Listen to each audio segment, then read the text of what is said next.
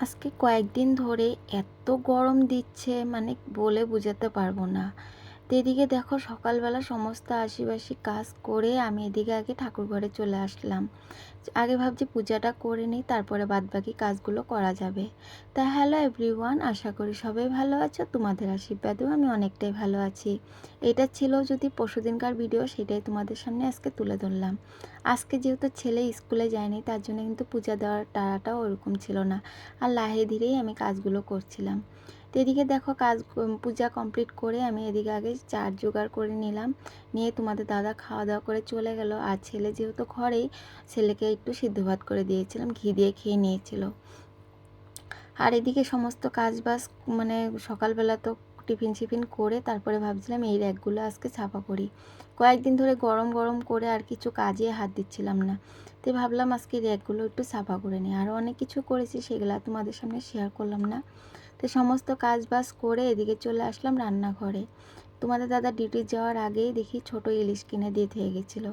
তো ভাবছিলাম আজকে ইলিশটা কিভাবে রান্না করা যাক। তো এদিকে অল্প একটু সর্ষে ভিজিয়ে রেখে দিয়েছি, ভাবছি আজকে সর্ষে দিয়ে অল্প একটু ইলিশ মাছটা রান্না করি আর বেগুন আলু দিয়ে পাতলা ঝোল করি। যেহেতু যা গরম পড়েছে, এখন কিন্তু হালকা পাতলা খাওয়াটাই ভালো, ঠিক না?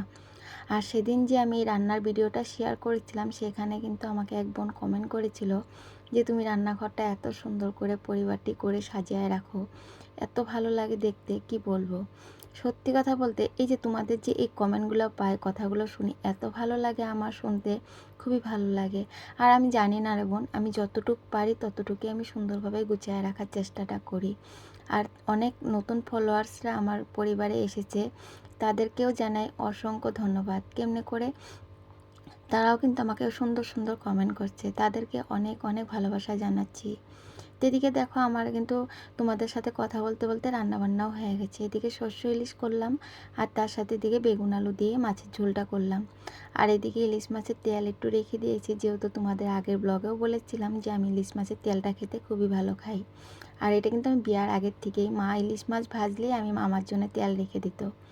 আর এদিকে মাছের মাথাগুলো আমি ভেজে রেখে দিয়েছি, পরে ধরো কিছু একটা অন্য আইটেম করে নেব।